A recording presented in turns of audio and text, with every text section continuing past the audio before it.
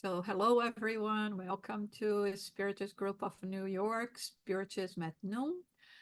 We are going to continue studying the book Empty Lives, written by the Spirit Joanna de Angelis through the mediumship of Divaldo Franco. And today we are on chapter 29, and it's always good to remind everyone that each chapter brings a different topic. So if you were not following the other chapters, there will be no problem in getting into this one today. So I'm going to share the screen with you so we can read and comment on the chapter of today. Okay, just 1 second. Okay. Envy, chapter 29. Among the imperfections of the human character, the direct descendant of selfishness, envy stands out. That corrupt manifestation of moral imperfection. Many tragedies that occur in society are the bitter fruit of cultivating this execrating behavior. Attending to the gregarious instinct, earthly existence has the sociological purpose of preserving solidarity, which is built upon the fraternal help that should exist among all people. Notwithstanding this imperative of survival, large numbers of human beings opt for competitive behavior because they are thus enabled to rejoice at the accomplishments and joys of their neighbor on the evolutionary journey. Consenting to being wounded by their own failures or tormented by the desire to be the exception where they alone can enjoy fleeting happiness, they turn tenaciously against all those who seem to threaten them, or they hate the success that they themselves could not achieve. Supported on their own pettiness, they devise ways to oppose others, telling skillfully crafted lies, spreading malicious slander, and continuously shooting darts poisoned by the lower sentiments. Old friendships transform as the very people who were supposed to be excited about their friend's success get angry and turn toxic, hiding behind false arguments to vent their frustration. Any process of moral evolution, especially a spiritual one, is accomplished by overcoming the aggressive instincts, the imperfections left over from primitive past experiences. Okay, let's stop here now. So, as you can see, our subject today is about an imperfection of the soul.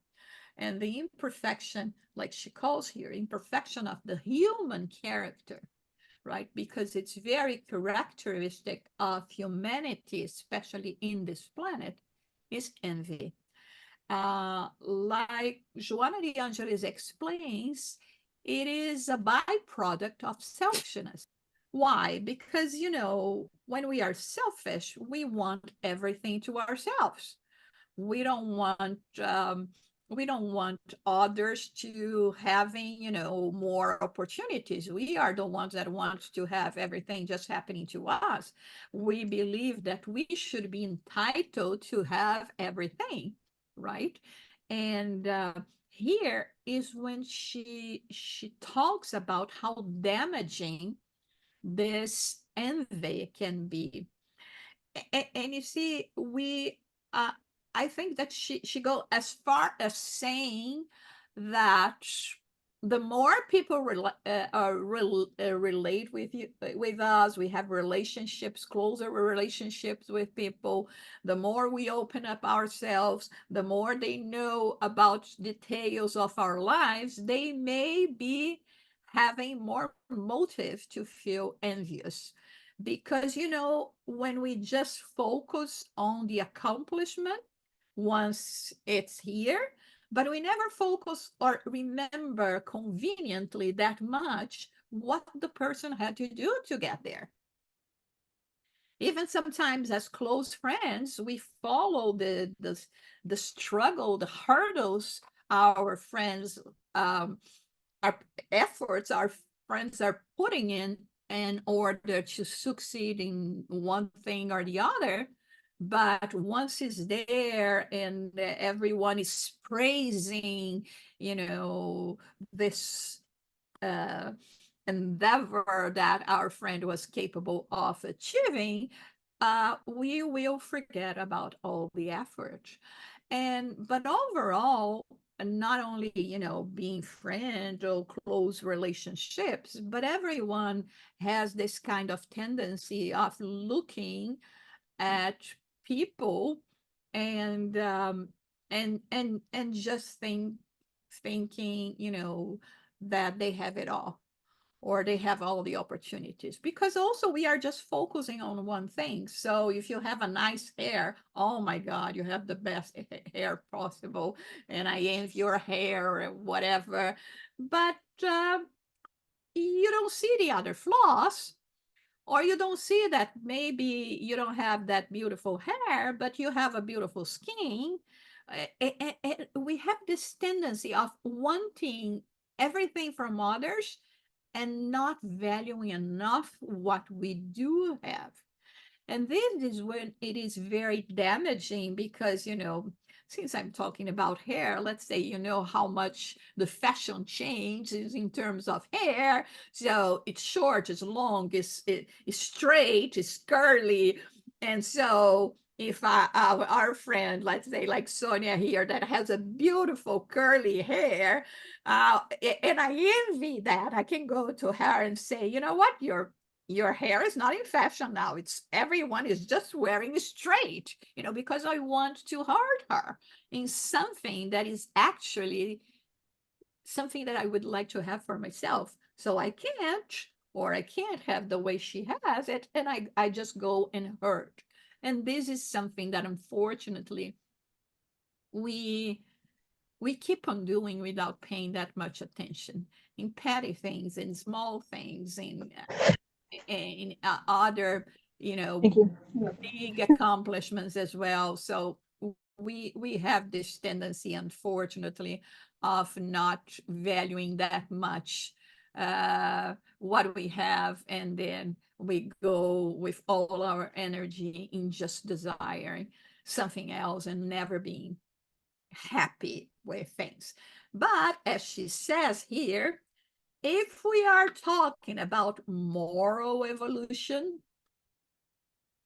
especially a spiritual one, there is no way we are going to get there if we not start taming these tendencies. It can be hard in a world like we live not to have, any demonstration of this, imperfection. But I mean, we can start controlling it on our day-to-day lives. Any comments or questions? I know it's a very interesting subject. Yeah, Sonia, go ahead. I already heard someone said like this. Oh, I have a good envy because I would like to be exactly as this person.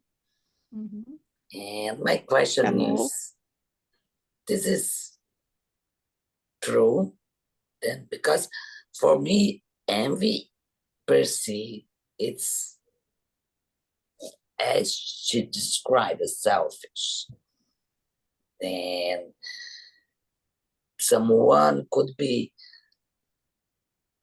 have a a good Yes, feelings about the others, but instead to admire someone, wish to be exactly that person. And for me, in my mind, it's like we are catch all good energy from that person when we say this kind of sentence. Tell me something.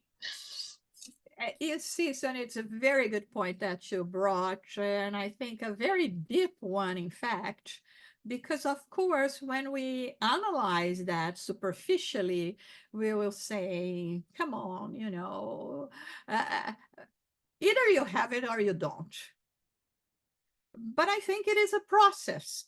So when someone is already able to verbalize the object of their envy, uh, it's something because most of the time this emotion lures in the darkness, in the shadows, right? Because you wanted to hide it from yourself, or you want to say, of course, if she got, a new car that is beautiful, I'm going to envy because, I don't have all of her vocabulary to say, express that I would like to have one as well, or have the possibilities of buying one myself. So I think that for the fact that we are verbalizing, it comes with less malice because I'm already saying, I'm already telling someone, look, I really would like to have that as well. So I think that when we do that, it doesn't come with that strong energy of, being in the dark and the shadows and say, oh my God, and put the evil eye in all of this. I think that the fact that we are trying to coach it with, like, it's a good envy just because I'm telling you. It is also a process for us in like I said, I think it's very hard for us at this point in time not to feel this in so many circumstances. Like, again, here I am talking about cakes. Okay, I don't know why I'm completely uh, incapable of so far because I'm going to learn of baking a nice cake. Okay, and there are people that comes and say, oh my God. The other time a friend came to me and said that she just knows, and it came so easily, how to bake one of the most difficult cakes that we know of. It's pão de ló, in Portuguese. And I said, what? I can't even bake, those that it's the mixtures. I don't know why they don't come up nicely. So, I'm talking about those kinds of envy. That is not necessarily envy, but it's more like a wish. I wish I could have it. I wish I could do it like you do it. But meaning that is not, it doesn't necessarily come accompanied of a bad energy. And so when I already am capable of verbalize saying, I know if I tell her that, she will not judge me, and she will know that perhaps if I didn't say anything, it would be more falsity, you know, a hypocrisy on my part than say, oh my God, this is so wonderful. I wish I could have it as well. Oh, and I'm having this, nice kind of envy towards you. I think it is a process. So I think we are already in this process, not trying to deceive others, when I think when it's genuine. Okay, not that I'm just saying to coach a negative sentiment, but when I'm true in saying, oh my gosh, like this, you see, I think we are seeing progress already on our part, and is a person that is being sincere with you, and not hiding in the same way that she's not hide, I don't like this kind of behavior. I think should pay attention in that. She will also say, oh my God, I love that you did that. I wish I was capable of doing that. All those things. Yes, Marcel. I agree. I think depends. The person maybe choose bad words to say good envy, but he sometimes just he could say, or she could say, "I wish that I could do like you." And it's like Jusara said, sometimes they just want to accomplish and know they want that we know that we are doing good work. Happening to me these days, I'm in an elevator going to the gym, and a person that I always say here saw me and said, "Oh, you are going every day. You are doing good job. I wish that I do like you." And I say, no, sometimes I fail too. So I understand, like, not as envy, but I don't know. I feel like he want that I understand I'm doing a good job, and he just wants to do like me. Maybe he wants to listen something to help him, to do the same. So I think depends. The words is a thing, and the energy is another thing. I think when you don't say nothing and just look, maybe this is not a good, not good energy, like Shasara said. And you see, in this case, it could be as well a praise, right? Saying, wow, really, truly, congratulations. Yes. And nothing to do with envy. Maybe, yes, with the wish that I wish I could have this kind of discipline, but I'm praising you. And sometimes, we are so much uh, like, uh, let me see what is would be the word. Oh my God, desconfiada. Oh my God, this s- uh, s- we don't believe that much in human beings.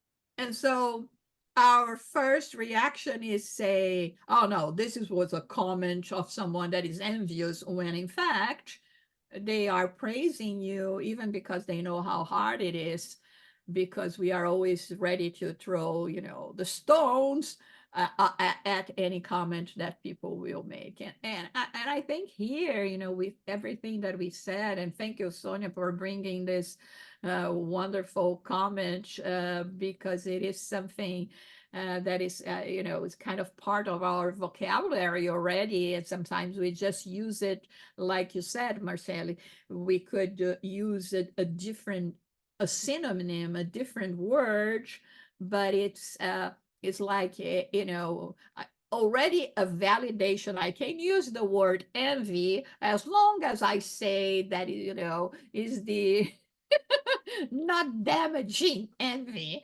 right? The what I'm trying to express to you.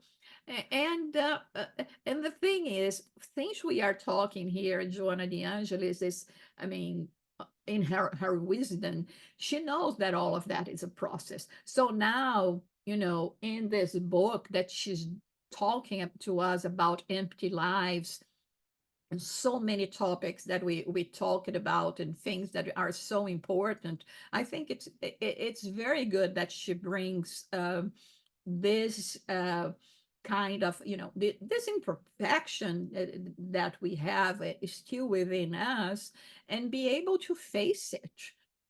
And at the same time, not being afraid to tell people uh, the things they do, to praise them. If I'm praising you for an achievement, it doesn't mean that I have to have this, this kind of imperfected human character, as she mentions here. It just means that we have a relationship, and I wanted to express my emotions as well towards things. But then she's talking she is talking to spirits, so to say, that are already mature enough to go through a book that is called Empty Lives, right? By Fabi Publisher. I mean, she comes and she says, "Listen, I know how much you are struggling. I know how much you want to do that and have already realized it, the importance of this spiritual quest. So let me tell you something. Those day-to-day things that you don't even pay attention, or maybe you don't even qualify as being damaging, they are damaging you, damaging your soul, because they get in the way of you achieving the moral evolution and the spiritual evolution that you want to. So you have to get rid of everything. And maybe if we, you know, change the tune a little bit, next time we are going to say something like this, let's see what words we are going to use. Let's pay attention in our emotion.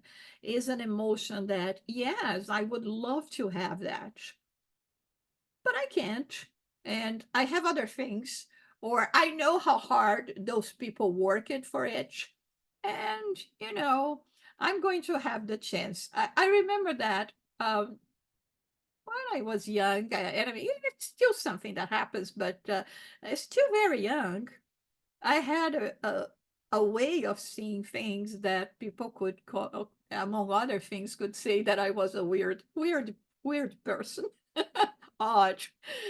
Because I remember that every time someone achieved a dream, I would feel so happy, because my conversation with me was, oh, so dreams may be become reality. So if his or her dream happened, maybe mine is next on the list. You see, I had this kind of vision. I always had this kind of vision, saying this makes it possible, because one thing is everyone having dreams and never, and we don't see them become a reality. Other thing is I see it becoming a reality. So I would have this optimistic way of seeing things. Oh my, okay, I'm probably next in line or something like this. And I think this is what the attitude that we should have.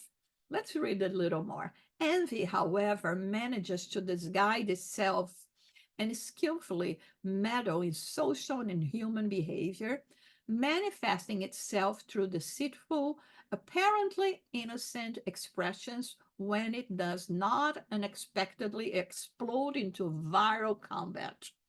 Envious individuals are, of course, very unhappy, for they suffer unsettling emotions that injure the persons that harbor them. In turn, the thoughts they send out carry waves of negative energy that often impact those against whom they are directed, provided they are mentally in the same vibratory range. Efforts offered unhesitantly for the good of all is the best antidote against envy. Simple exercise from renew one's mental landscape through the cultivation of colorful images that portray beauty under any aspect can gradually overcome one's habitual pessimism and bitterness. Pondering God's mercy in everything as much as it is possible helps to change one's odious habits of antipathy and hopelessness, while making room in one's mind and sentiments to find the meaning of life in an existence devoid of lofty aspirations. Let us imagine the number zero and its mathematical power. According to its position in a number, if it is placed to the left of a significant digit, the zero does not change the value of that digit. However, If it is placed to the right, the zero strengthens it, multiplying it, yielding an impressive result. Likewise, a thought that is placed in a position of neutrality has the ability to join any idealism and multiply its meaning significantly.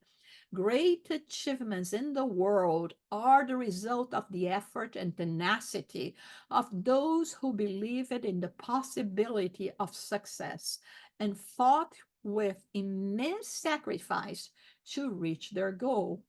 As long as human beings put themselves in a position of vulnerability and victimization, they cannot see and feel the greatness of life and fantastic possibilities that are within reach of everyone who resolves to find plenitude. So it's beautiful what she says here, because we are the ones, first of all, that when we are harboring negative emotions, be sure we are the first ones to be damaged by that.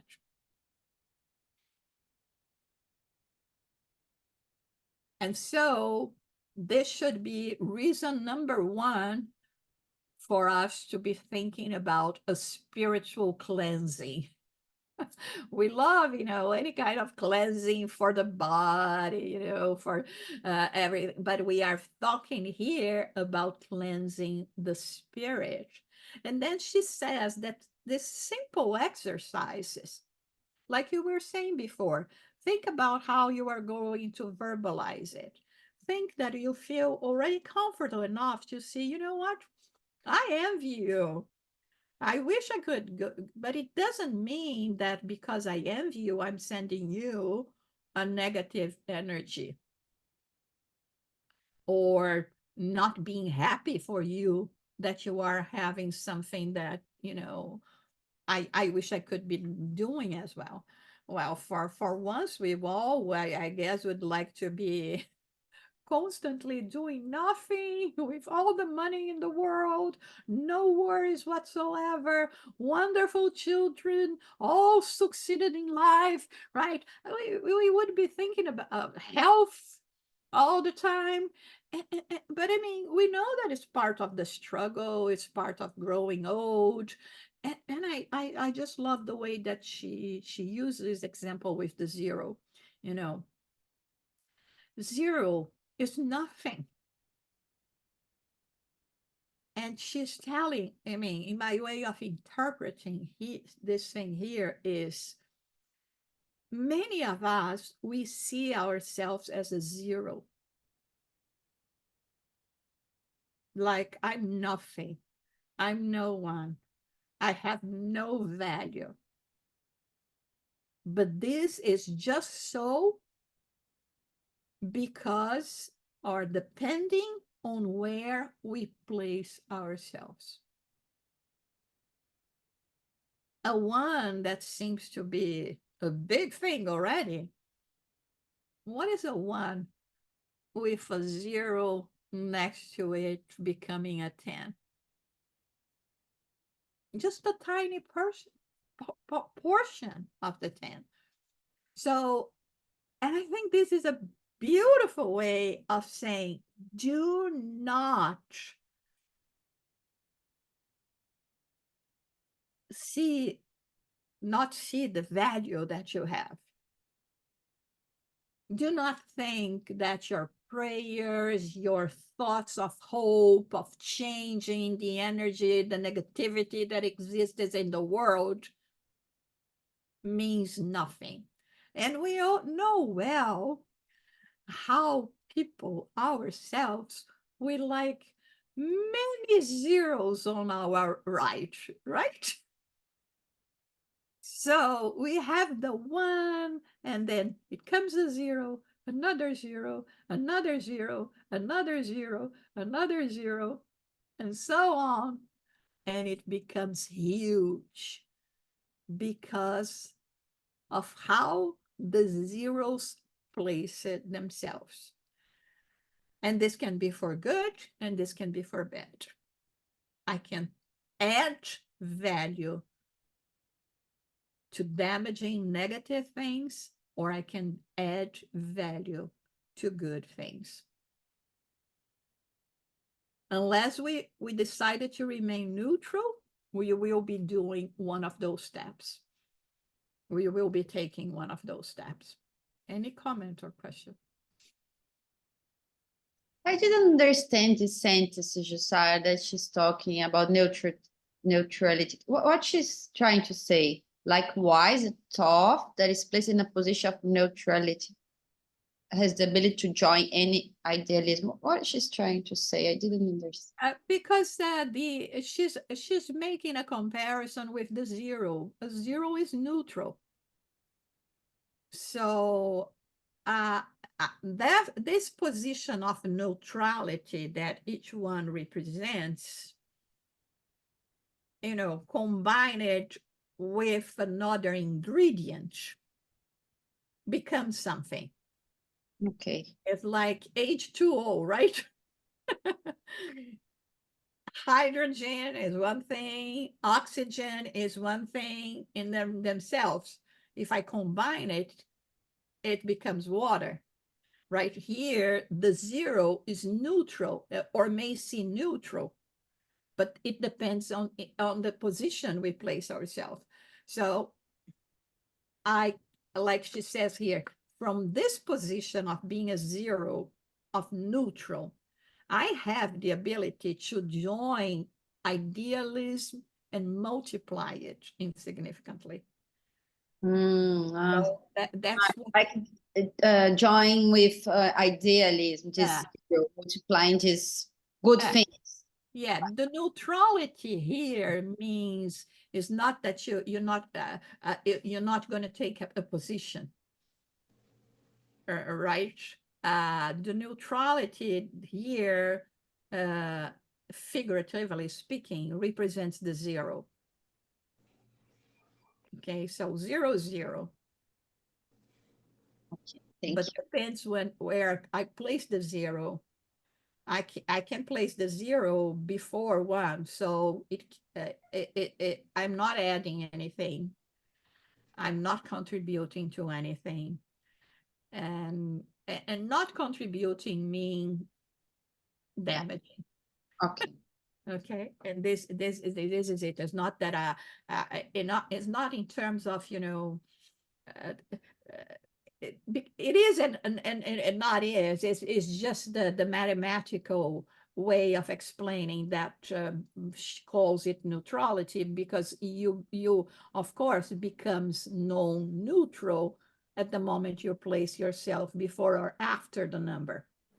Okay. And this is what she says here. You may feel that, like sometimes we say, how much help can I bring? If I give one soup to a poor person, it's nothing. Not if you had a lot of people like you that can give one soup and another soup and all the zeros combined. That's what she's saying. Okay, thank you. Yes, Sonia? Someone named Elisa, she wrote some comments. Oh, I haven't seen, sorry. Sometimes I look at the chat. And if it is a more deeper and destructive level, in the English level, we do not use correct words all the times. It is amazing how we can say I envy you, but we are really praising you. Resilience is always who is raising us. It's very good that you bring that because, of course, words and the meaning of certain words take a different connotation in different languages. Just as an example, pride. We may show pride as being an imperfection of a human character, but we can say that pride is a very good thing, because it's your drive to move ahead and to succeed. You're becoming proud. So we always have to be very careful when using those words. And here, Eliza, we are actually, in all of those teachings, in fact, words are just words, especially when we are talking about, so many different language and etc. I mean, a word is just a word. It's the meaning of the word, but more than just the meaning, like you say here, that when people say in English law, oh my God, I envy you, meaning I'm saying a good thing. Uh, it depends. It depends. We are always paying attention at the energy. And here she's talking about the energy. She's talking about what is the emotion that is accompanying this word. Is that of praise, or is that, oh my God, I wish you that you always get the best things, why things are just going to get to you, you have all the luck in the world, God doesn't love me, all those things that we can think of. So, but thank you so much for bringing this comment, because I think it's we have always to be very careful using our words, and be sure that is not going to be taking a different connotation. And like I said before, even to Sonia, I mean, if I feel comfortable enough with her, and I know that she's not doubt my emotions, I can come to her. Sonia now is a very beautiful, one of the most special beaches in Brazil. All right, summertime. I can come to her and say, oh my God, Sonia, I wish I could be there as well. I envy you for being there. And she knows that this I am, I'm praising and I'm being happy for her. But everything comes with an emotion. Words per se, I can tell you I love and think, oh my God, and she's such a silly person. And she thinks that I really love or like her. Or like when we see, those women that come, oh, your dress is beautiful, and they are thinking mine is so much better. What was she thinking when she chose this color? It's everything about the emotion.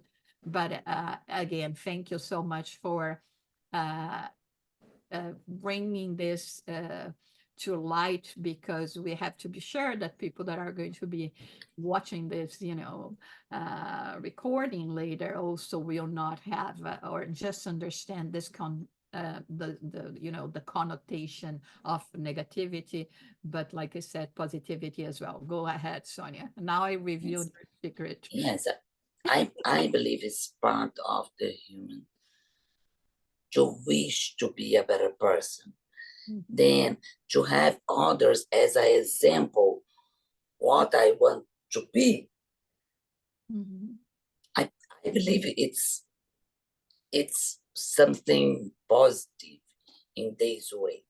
The Mhm. negative way is when you it's about envy now. It's you, you wish what the others have, but when you mention, you push down this person, like, no, this is less than I Yeah. am. That this is nothing. Then Mhm. Yeah. and then we can see like some bad feeling and bad emotion and that very strong bad energy Mhm.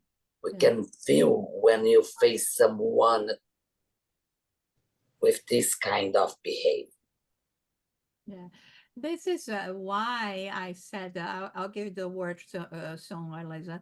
I said before when you mentioned Sonia, the thing that the fact that we are verbalizing already, like, oh, go, I envy you. That's wonderful. It means that many times I'm not putting a negative or not that much negative emotion into it. Go ahead, Eliza. Hi. I just want to say first, I'm enjoying you. I'm enjoying all of this. This is just so wonderful. And this is the first time that I am going to speak, but I find, and what I'm understanding, and hopefully you can help me, but what I'm seeing is that you can fake what you say. You can lie with words, but your energy and your emotions cannot lie. So Yes. then that truth, that energy is going to hit that person and reverberate everywhere, even though you are saying words that are not true.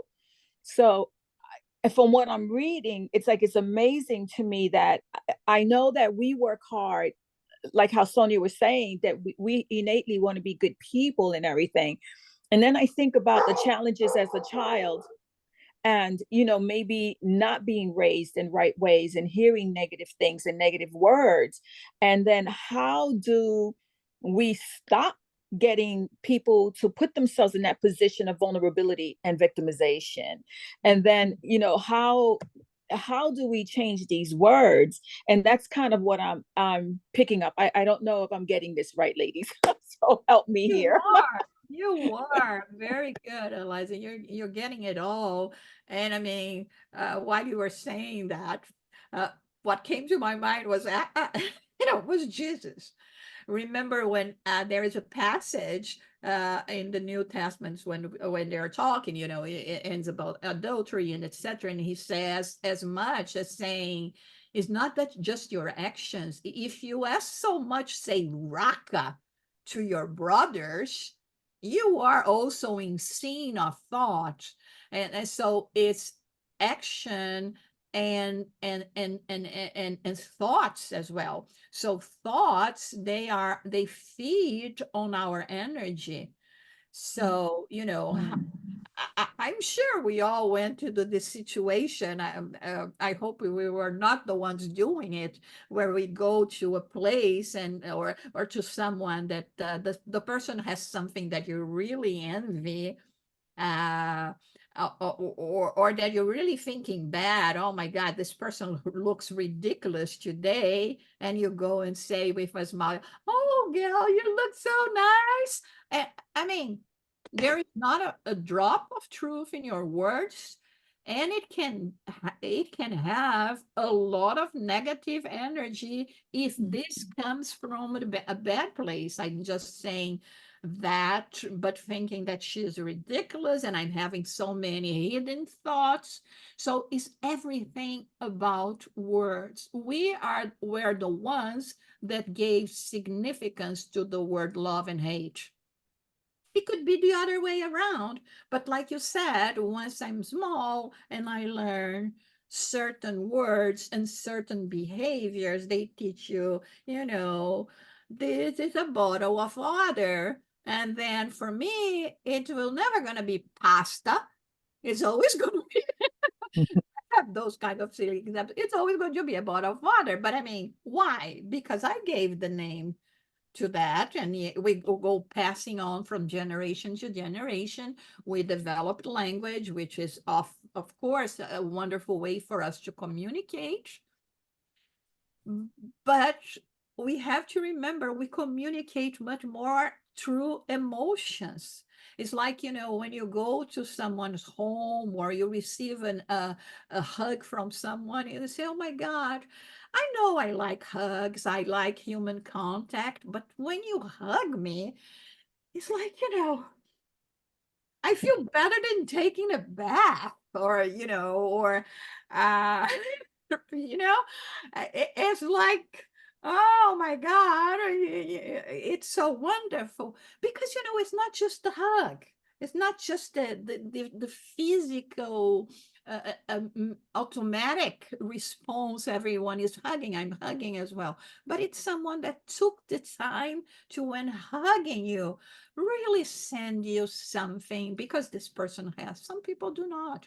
Another person, maybe they don't want to pass to you anything negative, but you hug them and somehow you feel the heaviness. The touch is different.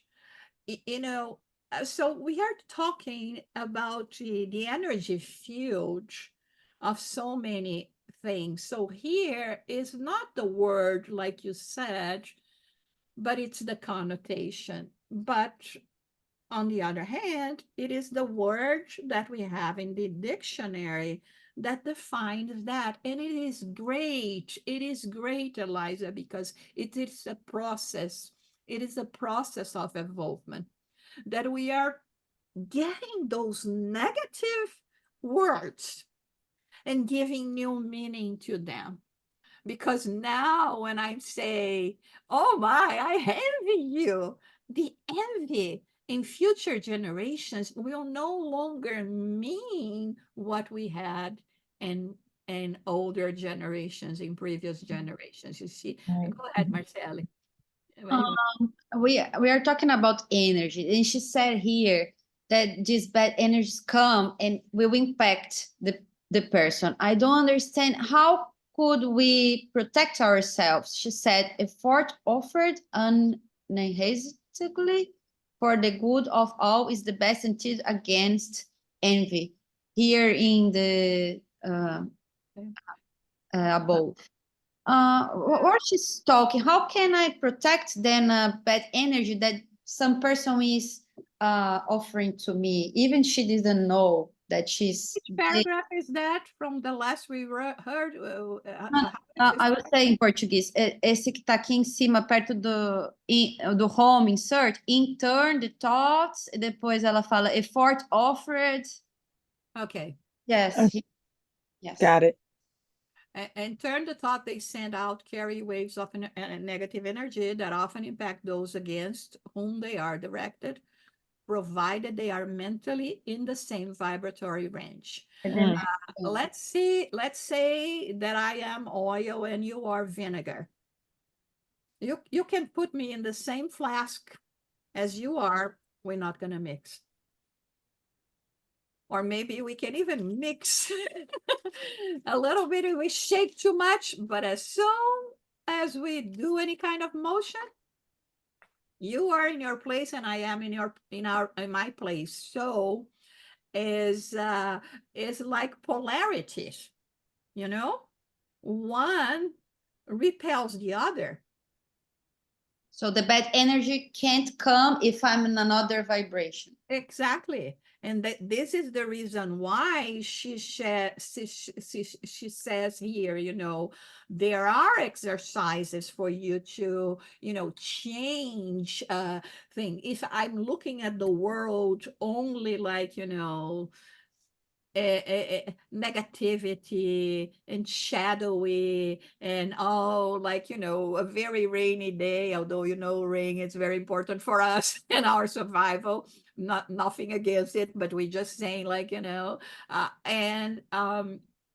not be managed to see you know, the beauty of things. So when she says I replace thoughts and emotions with something positive, and better yet, if I do an action, because I mean, when I say a prayer, not only I'm using my time for something that is good, etc., good energy will put me in a different level, you know, to attune with things. But if I'm saying a prayer to someone else and saying, or to places, I'm, you know, sending a shower of energy. Then, I mean, the same way that mud can dirt us, right? The shower of energy, before it's released to the object of our attention, it surrounds us and becomes the best shield one can have. That's why Jesus would go and say, I can heal you, but only if you have faith, only if you open the door. I mean, I can clean you, I can heal you, only if you open the door for me to get into your place. So if I feel that someone is envying me, giving me bad energy in that moment, I need to think, pray to them, to him, to the person. Yes, Eliza, you want to say something? Oh yes, I'm sorry, I never put my hand down, but it's interesting. I just want to share an experience. I have someone in my family who gives everybody anxious energy. And obviously I'm one of them. And I had a ringtone on my phone that was like a warning. And immediately I would get like, oh God, I had already anxiety before I even answered the phone. So it's so funny because the other day I'm like, you know what? I need to change this. So I changed the ringtone to this beautiful fairy bells things. And so when she called, it was the fairies and the chimes and everything. And I just felt, oh, Jesus loves me. And when I answered the phone, it was a completely different experience in having a conversation with her. And I was like, whoa, I was causing my own anxiety because of how I was thinking already. I was putting it out there. So so this conversation is so apropos to like what's going on in my head, that a lot of it is that I need to create that place like of peace and of love and come from there. And even though I'm going to be attacked in some form, I am still kind of blessed and protected because of what I am thinking and feeling. So I follow you, Marcelli. I get where you were coming from and saying that. So, and I thank you guys. This is such a great afternoon. Oh my I God. like it. I like this idea. Yeah, I mean, I just love it, and I'm going to replicate for sure. Because, I mean, I could, while you were talking, I have this vivid imagination, I could imagine you and your reaction when, it's the alarm ringing Yes. and already getting into, and then I think that when you switch it, I mean, if it were me, I would be laughing, when it rings the phone ring. Oh my God, I remember everything that I went through. I will be laughing. And I mean, Yeah. just by putting myself in that kind of energy, it changed completely the outcome of things. And I mean, thank you so much for this example. It's really, really amazing. And more amazing yet, because you see how simple solutions can be found and make your life better. So true. As simple as that. Go ahead, Philip.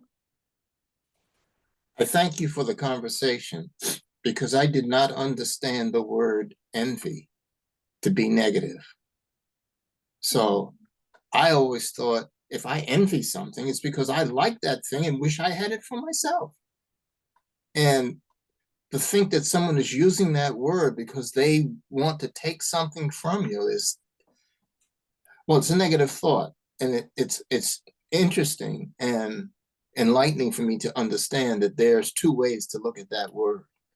But I think I'm going to keep the positive one.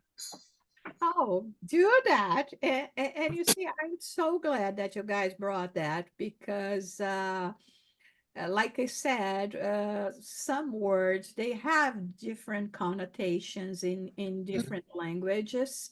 Um, and the way they are used and we relate that and uh, and I and then again, even if in the English language, and thank God it's one less word to bring negativity, it's not the same thing. Let us always, keep in mind that the idea that is behind the word, and the teachings that the Spirit Joanna de Angelis brought to us today is about an emotion that we can give whatever name we will be giving. It is the emotion that I desire what belongs to others, the emotion that I didn't want you to succeed and be more famous or more important in your job than I am in mine, that somehow we are going to achieve positions related to your work, to your family status, to your financial life, to whatever, that somehow is going to shadow my position. Because one thing that always saddened me a lot, and still does actually, is to see sometimes people that I say I see that they have, let's say, I'm going to call this light, okay, but not light in the sense of spiritually place it, but like, you have a wonderful family, you have a wonderful job, you have a good health, you go on vacations. It doesn't need to be anything fancy, but like you do have, a position in life, in all the aspects of life that is very good. And then comes a person that excels in one of these aspects that you have. Oh, and you cannot cope with that. I mean, you feel that, the person is going to overshadow you, even though the light, you are, 100-volt light, and the person is a tiny flickering candle. But you cannot allow this candle to survive, because somehow it's going to affect your brightness. You see, that's what I'm talking about. This is the sentiment that we are talking about here, that somehow, there are people that dress just to make their friends green with envy, because, they feed on this and on this negative energy. This is primitive, as she says here. This do not belong to someone that is trying to follow the path to truth and life like Jesus. And this is our purpose here. So I thank you everyone for your contributions. I thought this, I mean, I learned a lot of things from you as well, because, all these topics that you brought, and the ways we were seeing, and even like when you said, Sonia, about, the the good the good way of expressing this emotion. I never thought before about being a process, and the truth is we are in a process. So everything that represents that we are progressing, right? I'm still not there, but I can see it's a progress. And if I manage to, to run the first mile, if I keep on going, I will run and win the marathon, because everyone here is going to be a winner. But we have to be happy with our first mile. I cannot be thinking that there is another 41 for me to go. Not with this kind of attitude. You see, it's a different attitude. So thank you so much. If anyone would like to say something before we finish today.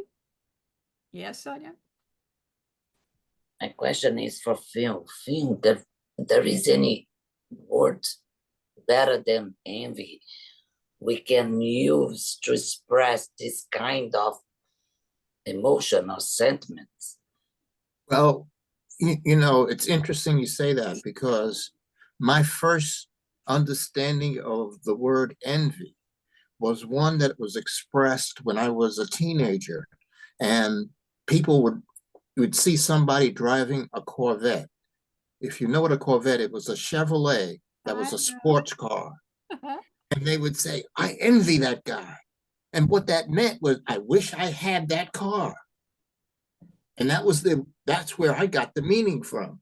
So when you say it has a negative connotation in other languages, I didn't know that. Yeah. So when somebody said I envy something, I was always thinking, oh man, he's got something great.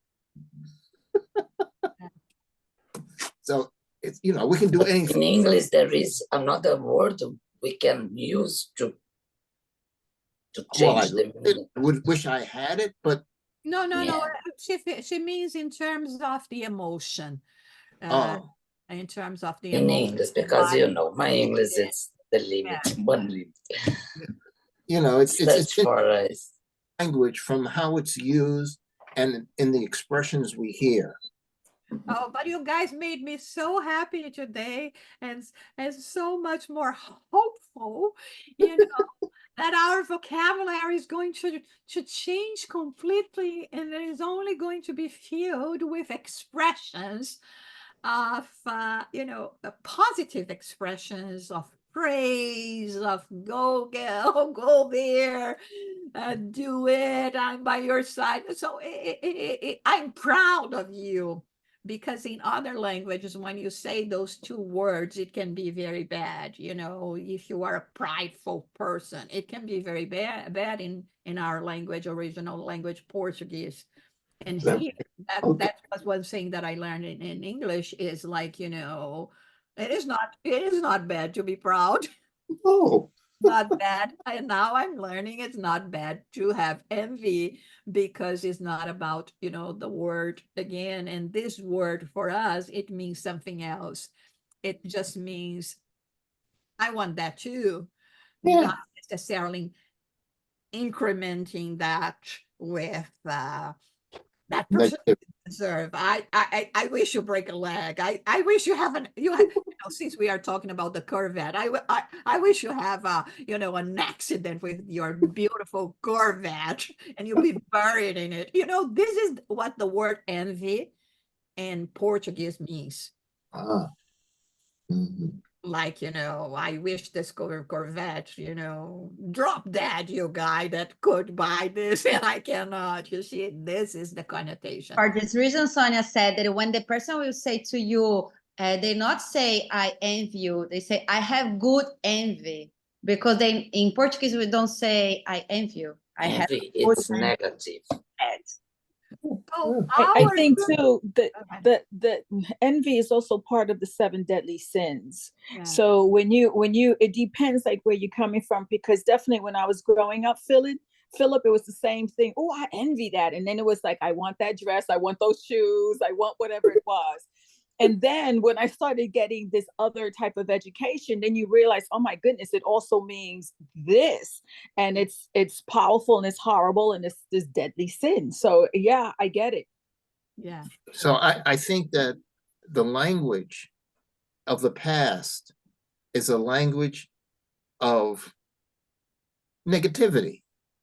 And what we've learned in the present, well, at least in the time that I grew up, that word didn't have that connotation. It was like, oh man, that's beautiful. I want one. I envy it. Okay. But I never heard the other definition. So when I use it, it means one thing. And when somebody else uses it, it may mean something totally different. Yeah. And you have to not only listen to what they say, but how they say it to understand what they really mean. Yeah. And that was a question I did have. And I'm sorry because they don't have your name there. It's just SGNY Spiritist Group. Your name is not. You can call me Sarah. Sarah. Okay. So that was the question that I did have, Sarah, was that, do you believe also, because she mentions primitive, that we are not only fighting against genetic ancestral behaviors, right, that is in us genetically and how we behave, but we are also trying to deal with what's happening today, the nuances that may have changed, like what Philip is saying. And and yet we do understand, Jesus and the Christ consciousness here. So do you feel that part of our work is also trying to, I don't want to say eliminate, but to maybe understand what the people before us, our family before us, our ancestors were feeling and doing? Yeah, absolutely, Eliza, because you see, we are so judgmental, and we try to look at people in the past with the eyes that we have today. And of course, to us, it's going to be horrific. I mean, the idea that we will, a parent will sell, a daughter for an ox, or or even less than that, right? Or that. I mean, I'm thinking about women's rights. And I was amazed, because I was watching a series. There is on Apple TV now, and all of is about the Second World War, and all of a sudden they say like it's in France, and it's during the war, and a bit before the Second World War, women there could not vote. You know, I mean, it is so recent. All right. And I mean, the way in general things were done. I was just mentioning before we started. I went to Panama for some talks, and I had the opportunity at looking at the Panama Channel and Canal, and when I look at that, immediately the correlation that I did was with the pyramids.